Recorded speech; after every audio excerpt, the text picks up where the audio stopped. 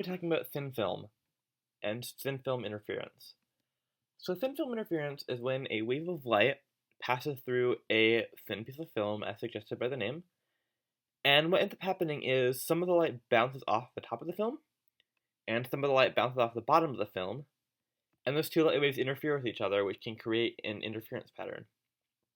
So here we see a diagram of what this might look like. So we have our light wave in orange, the top of our film in green, and the bottom of our film labeled in blue. And here we have the distance between them, which we can alter using this slider.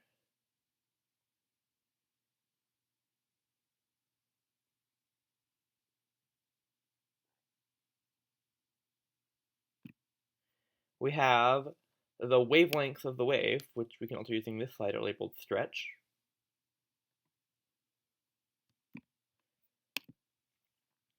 And we have some other sliders we can mess with. So now we want to consider what happens when the wave hits the top of the film and what happens when the wave hits the bottom of the film. So we're going to start with the top of the film. And we consider what's happening with the light wave. We want to consider that some of the light's going to pass through the film, and some of it's going to bounce backwards. The light that passes through the film we don't really care about right now because that's not the light we see. We only see the light that's reflected because that's the part that will end up going back to our eye, which is over here. So to figure out what direction the reflected light will be passing, we want to reflect this wave across this line as if the line were a mirror. So we can draw a line showing how the light would reflect, like so. It would hit the mirror at this angle, and then bounce back off at this angle. And similarly, when the light that passes through the film hits the bottom of the film, it'll bounce off at a similar angle depending on what angle it hits the wave at. And this angle might change depending on the distance and where within the wavelength the wave hits. But in general, the reflected angle will always be opposite the incident angle. Okay, we're going to reset this back to distance equals 2 because that's a nice number to work with. So now we're going to consider what the reflected wave would look like. And in general, a good trick to know when thinking about what reflected wave would look like is instead of imagining the wave or the object being reflected about the mirror, you can imagine that instead the entire world is reflected and the wave stays going in a straight line. So in this case, the orange wave, when it passes through this green line, it continues on the path it was going, like so, but the entire world gets reflected across the green line. So it should look like the wave on the left side of the green line, but opposite. So it would look something like this. Meanwhile, we can imagine the same thing over here. And because we chose our numbers to be really nice, the angle turns out to be exactly the same. So the path will look exactly the same. So now what we notice is, on the opposite side of the thin film, the side that we can see, the two waves overlap perfectly. So when we add them together, we get a wave that's twice as big as the incident wave. This is called constructive interference, because the two waves are interfering in a way that makes the light even brighter. This occurs when the two waves match up exactly, and it results in us seeing the light even brighter than we normally would. So now I'm going to reset the sliders and show a different example. Suppose that we separate the waves a little bit. We stretch out the film rather.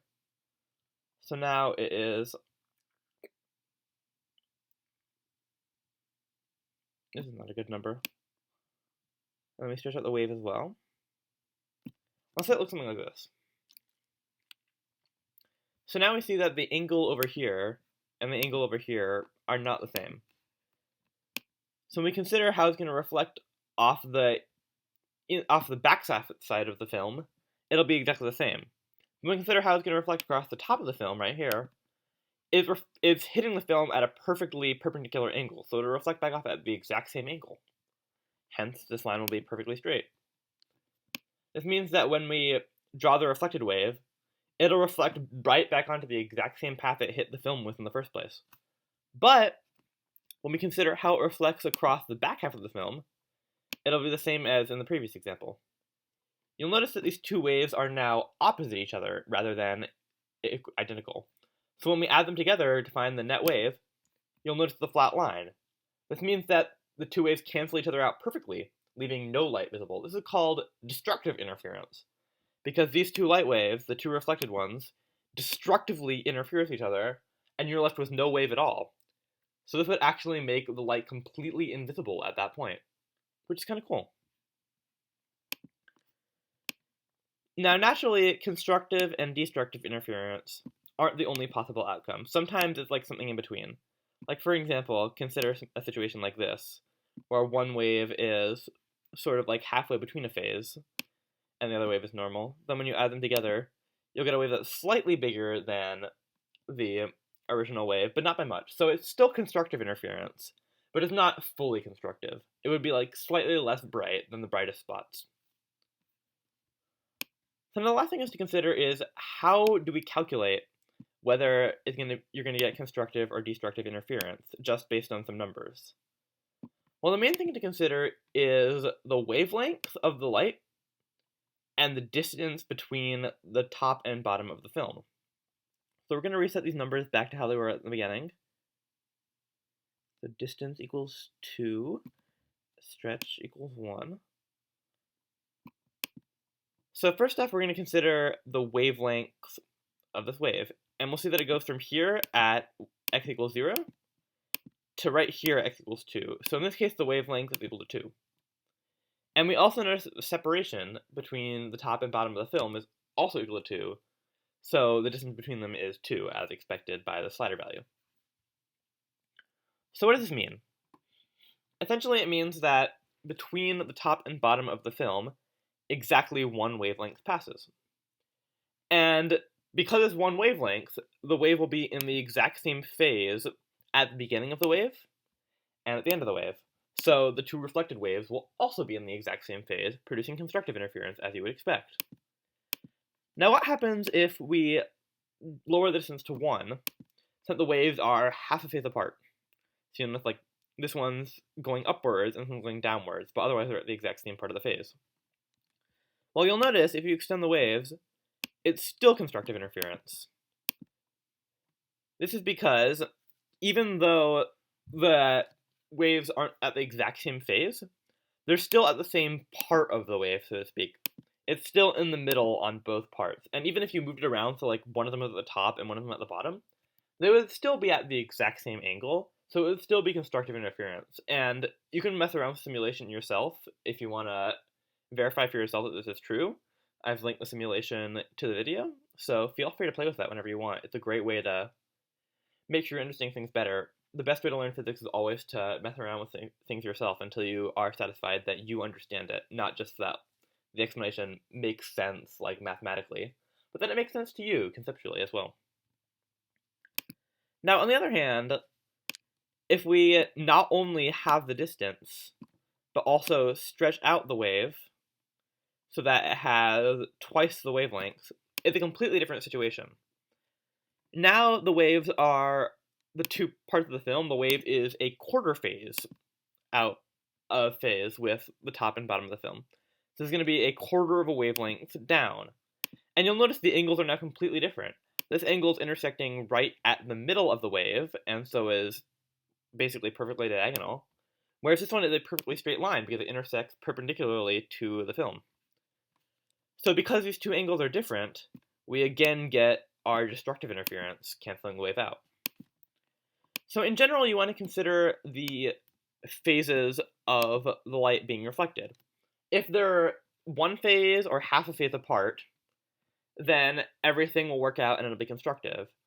And if they're a quarter phase apart or a multiple of a quarter phase apart, then it will be destructive interference. And again, feel free to mess around with simulation, determine for yourself that this actually makes sense.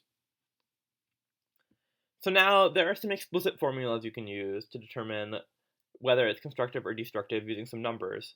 But before you really start plugging formulas and numbers in, it's much more important to just understand why these make sense. And messing around with simulation and watching videos like this one are a great way to understand why it would even make sense that light would interfere constructively or destructively just because of exposure to a film. And basically the number one thing you want to remember is the number of phase shifts between the top and bottom of the film. is what's going to determine whether it's going to be constructive or destructive in the long term. Now, there are two other fine details that are worth pointing out here. First, you'll notice that in this diagram, the wave is perfectly uniform at every point on the wave. Like, it just looks like a sine wave because it is.